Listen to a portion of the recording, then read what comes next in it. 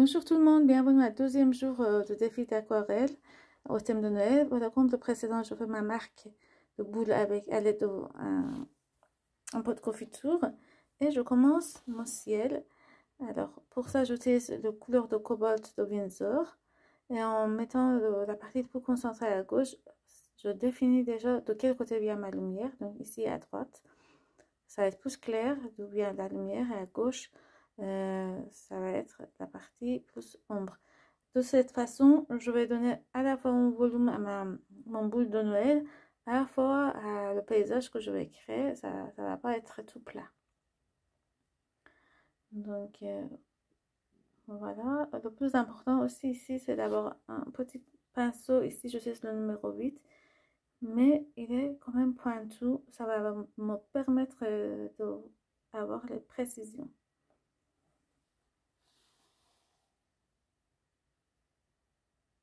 Alors, tant que c'est mouillé, j'ajoute un peu de consistance, en sachant que une fois que c'est sec, ça devient plus clair, donc pas de problème. Et voilà, j'ajoute un peu de plus concentré derrière pour donner l'effet de l'ombre.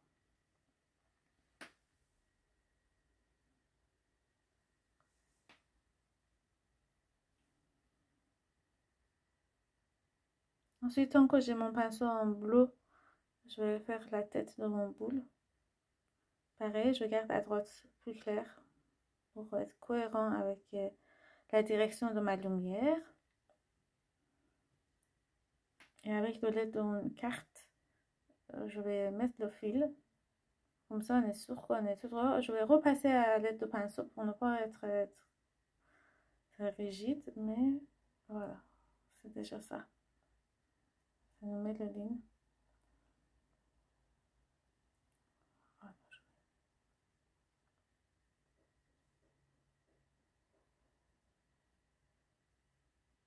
J'ai séché avec ces chevaux et je reprends avec le jaune, pardon, le rouge. Ici, j'utilise le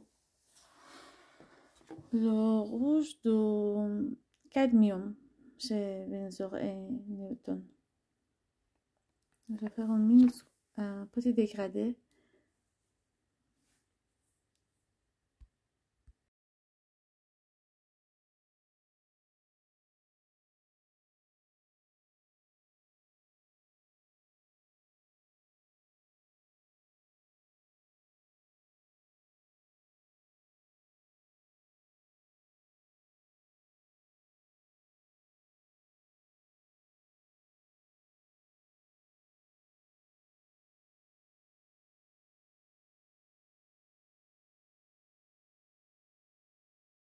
Ici, je mélange un peu de ocre et terre d'ombre brûlée, très peu de terre d'ombre brûlée avec l'ocre pour donner un côté de la maison, pour venir donner l'ombre à ce côté de la maison.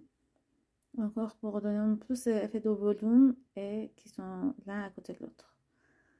Ça fait distinguer la face et côté.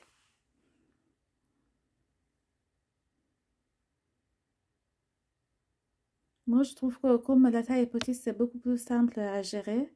Dites-moi qu'est-ce que vous pensez, est-ce que vous êtes comme moi ou pour vous, ou c'est plus compliqué quand c'est tout petit.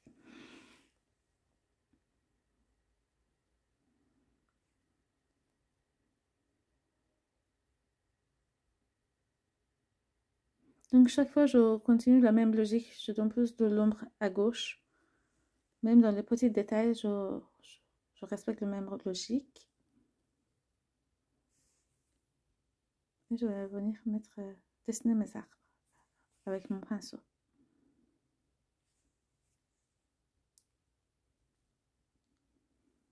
Je me suis dit, comme j'ai mis 3 maisons, je vais mettre 4 arbres à la fois. Ça peut-être plus donner de dynamique et pas faire 3-3. Ça va un peu donner plus d'harmonie. Un effet plus naturel. Voilà, je cherche mon stylo blanc pour ajouter les flocons de neige et un peu de trait blanc pour montrer que la neige a été restée sur les maisons et sur les arbres.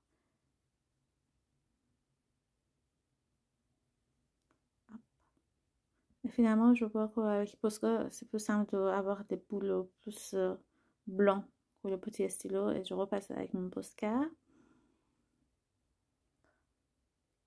Et voilà, on est presque fini.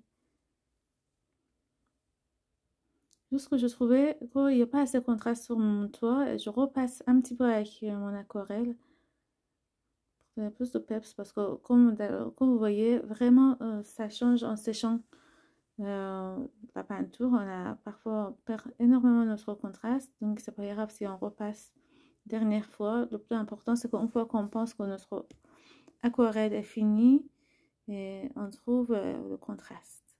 Voilà, voilà, j'espère que ça vous a plu.